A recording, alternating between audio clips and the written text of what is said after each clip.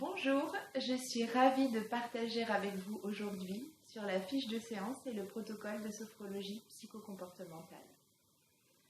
La fiche pédagogique de séance est un document pratique et précis, rédigé par le sophrologue avant la séance, afin de la construire chronologiquement. Pédagogique, car tel un guide, elle nous permet de prévoir les différentes étapes nécessaires à la réalisation de la séance. Elle va donc nous permettre d'acquérir la méthodologie nécessaire à la construction d'une séance cohérente dans le sens de ce qui nous est cher, l'objectif du client. L'anamnèse, qui permet la détermination de cet objectif, prend alors une toute autre dimension. Et avec les techniques de travail intrasophronique enfin dévoilées, la frustration laisse place à la préparation du passage à l'action.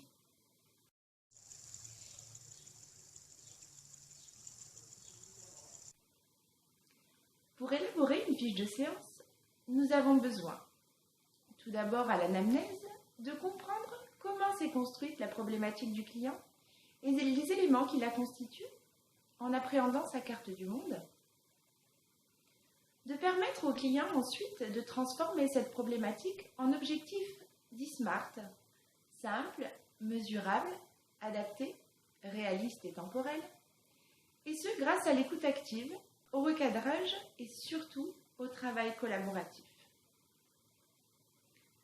D'identifier d'ores et déjà les étapes qui vont permettre l'atteinte de cet objectif, à savoir les objectifs intermédiaires. Ensuite, il s'agit de maîtriser la construction d'une sophronisation de base et être capable, pour chaque phase de celle-ci, de proposer des exercices variés, adaptés au client et à l'intention de la séance. Enfin, pouvoir déterminer la technique spécifique la plus judicieuse à prévoir, en fonction de l'objectif, et surtout identifier et installer en amont les outils prérequis et nécessaires à leur pratique en séance. Par exemple, bien prévoir d'installer une bulle ressource avant de mettre en place une SCS, ou bien ne pas oublier de mettre en place un signaling avant une SSS pour que le client puisse nous informer lorsqu'il ressent la sensation agréable recherchée.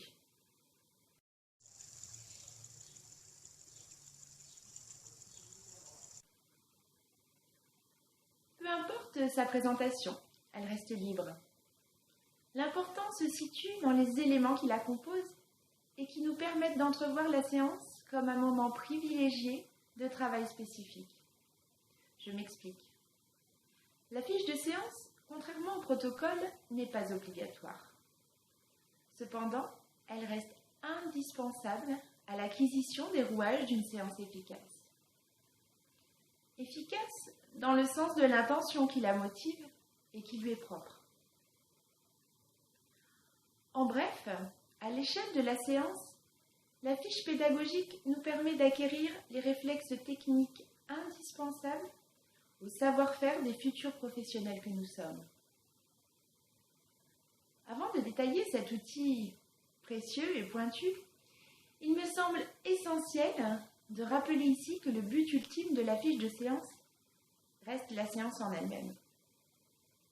Ainsi, la préparer dans les exercices que par la technique et les outils mis en œuvre, nous permet d'exprimer toute notre créativité, notre personnalité de futur sophrologue.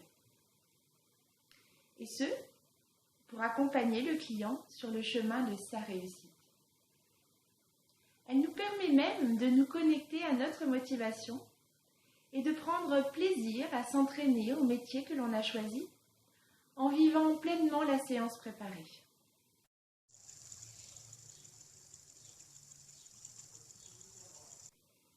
Les éléments qui permettent de construire la fiche pédagogique des séances sont précis et nécessitent d'être organisés, prévoyants et cohérents. La fiche de séance comporte donc un titre qui peut être soit le numéro de la séance, soit son intention de travail, son type, si on la prévoit passive ou active avec des RD, le type de technique choisie, recouvrantes ou découvrantes. L'objectif général, qu'il est important de repréciser tant pour le sophrologue que pour le client. L'objectif intermédiaire ensuite, qui peut être l'objectif de la séance ou l'objectif de la technique spécifique en cours. Le rappel de la séance précédente, qui permet de rester cohérent avec ce qui a déjà été fait, mais aussi de ne pas oublier de mettre en place les outils nécessaires à la séance du jour. La proposition pour la prochaine séance, qui permet de la même manière d'appréhender l'articulation des séances et de mettre en place aujourd'hui les outils nécessaires à mon client pour la technique spécifique prévue à la séance suivante. Pour la rubrique « Compétences mises en œuvre pour le sophrologue », elle nous permet de faire le point, et ce, régulièrement, sur, par exemple, une compétence particulière nécessaire à la séance du jour. Comment procéder pour poser un ancrage, par exemple. Ou revoir comment dérouler une technique spécifique. La mise en place d'une otoscopie, car cela fait longtemps que je n'ai pas déroulé cette technique. Ensuite viennent les prérequis pour le sophroniser. Il s'agit de prévoir, de pouvoir évaluer la progression du client au fil des séances et pouvoir par exemple s'assurer qu'il lâche bien prise avant de passer à un travail spécifique au niveau sophroliminal. Ensuite, il s'agit vraiment de pouvoir, de manière détaillée, prévoir ce que l'on va chercher à savoir à l'anamnèse et aussi de manière complémentaire. De construire une sophronisation de base cohérente à l'intention de la séance et adaptée au client. Poser nos fusibles. Quelle induction de détente physique et dans quelle intention? Quelle induction de détente mentale je vais choisir et sera-t-elle une transition idéale à ma technique spécifique? Quelle technique je vais choisir et une visualisation personnelle et adaptée ne suffirait-elle pas? Comment vais-je m'y prendre pour la désophronisation et quels éléments vont me permettre un dialogue post-sophronique constructif? C'est vraiment dans ce cadre et avec ce travail de préparation que toute notre créativité propre va s'exprimer. Nous savons exactement où nous allons. La fiche de séance n'est absolument pas, à mon avis, l'ennemi de la spontanéité, au contraire. Ne s'agit-il pas d'apprendre à conduire avant de prendre du plaisir à rouler?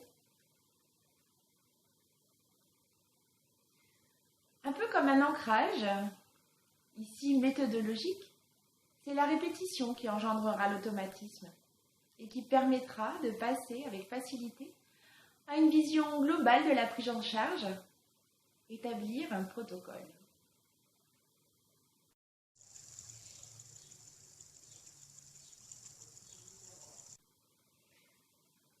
Le protocole, qui lui est obligatoire pour chaque client pris en charge, est l'ensemble des séances articulées entre elles en vue d'atteindre l'objectif général.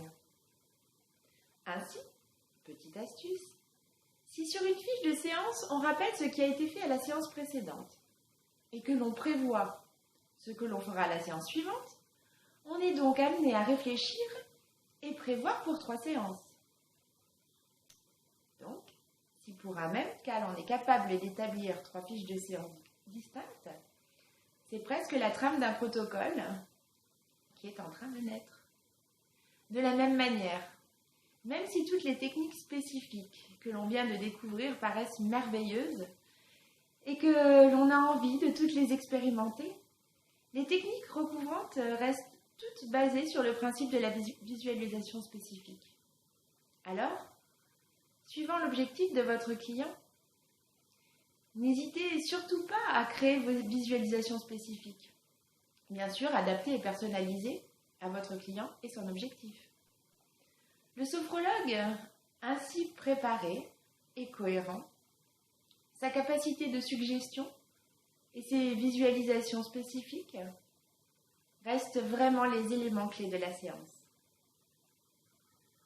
J'espère avoir généré chez vous une envie irrépressible de ressortir tous vos comptes rendus d'anamnèse inexploités et de vous lancer. Je vous souhaite donc une douce journée et je vous remercie.